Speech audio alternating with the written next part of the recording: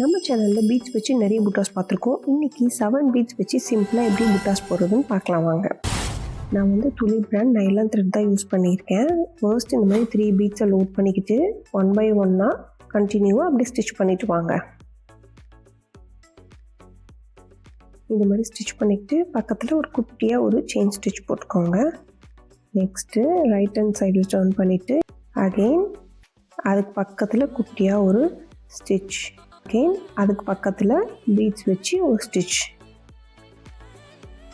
Opposite டைரக்ஷனில் த்ரெட்டை கொண்டு வந்து இதே மாதிரி ஒரு செயின் ஸ்டிச் போட்டுக்கோங்க.